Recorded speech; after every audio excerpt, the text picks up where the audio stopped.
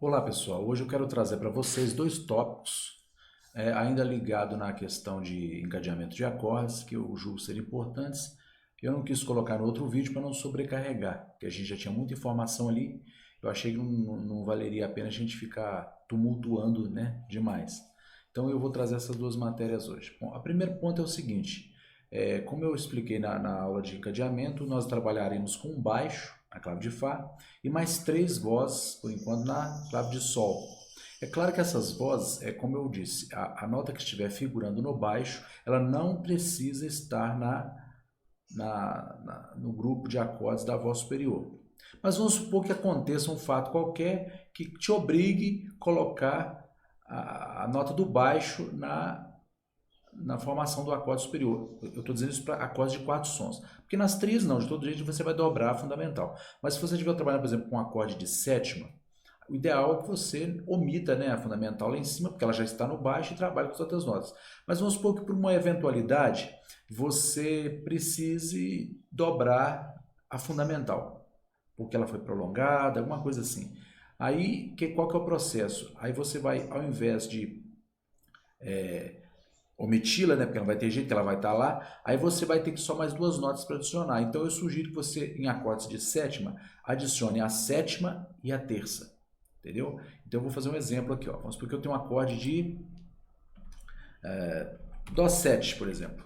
Aí eu tenho um Dó no baixo, né? E vamos supor que por uma eventualidade qualquer, a minha melodia principal, a minha linha mestra, caiu com a nota Dó. Poxa, fui obrigado a dobrar o baixo. Aí o que eu faço?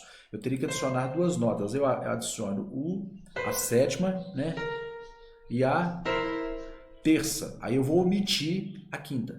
Então toda vez que eu for obrigado a colocar a fundamental na melodia lá em cima da harmonia, e isso me obrigar a dobrá-la, como eu só tenho mais duas notas para adicionar por enquanto, eu vou adicionar sempre a sétima e a terça, ok? Então em acordes de sétima eu posso omitir a quinta em benefício da sonoridade do acorde. Esse é o primeiro ponto.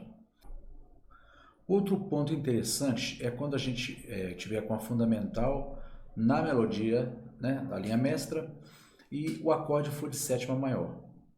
Acorde de sétima maior nunca é interessante, nunca é bom que você coloque a fundamental na voz superior.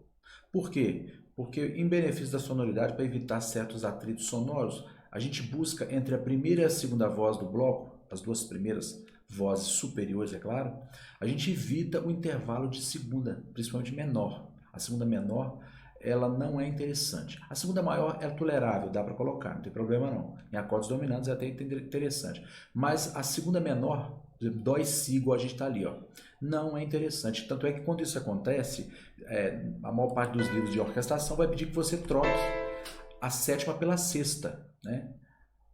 Ou então omita a sétima ali. As duas opções que você tem, ou trocar essa sétima maior por uma sexta, isso quando a fundamental estiver na voz superior. Quando for outra nota, tudo bem.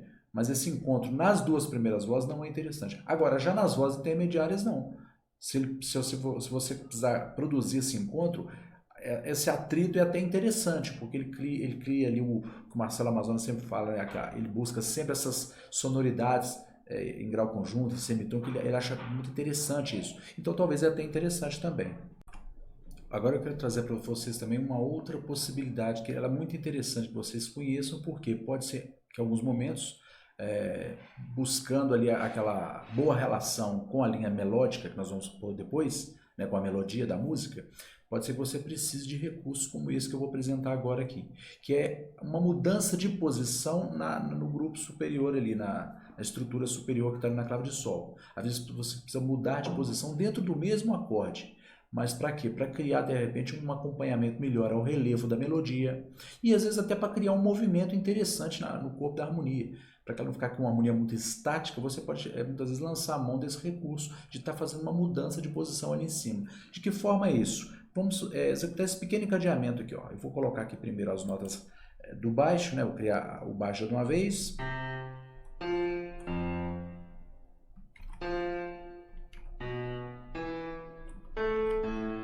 Então aqui o meu baixo está pronto. Ó. Criei esse baixo e então agora eu vou criar a voz superior. Então vamos supor que eu saia aqui na voz superior da nota Sol. tá certo? Mas aí antes de eu ir para o Fá maior, eu vou passar por uma outra nota ainda de Dó para depois fazer a transição. Por exemplo, eu estou no Sol ali, acorde é Dó, um sétima maior. Vamos supor que eu vá para o Si. Posso manter o Si em Fá maior? Agora sim, eu vou fazer a transição. Posso manter o Si? Não. Então, movimento contrário. Olha que interessante. Aí agora vamos supor que eu vá ali para a nota, vamos pôr ali Dó. Bom, agora sim eu vou fazer a transição para o Si menor. Posso manter a nota? Não. Então, já que eu não posso manter, movimento contrário. Tá certo? Aí aqui eu já não vou mudar, aqui eu vou manter, né, no acorde seguinte, porque essa nota vai ser a sétima dele, o Mi, Sol, Si, Ré.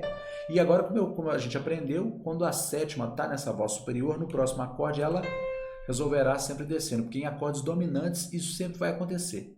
Né? O dominante resolvendo ali no primeiro grau dele, essa sétima do acorde sempre resolverá descendo por grau conjunto. Tá, okay? Então, olha para você ver o que eu criei. Eu criei um movimento melódico, mas na linha mestra da harmonia. Agora eu vou aqui e vou fazer a harmonização, né?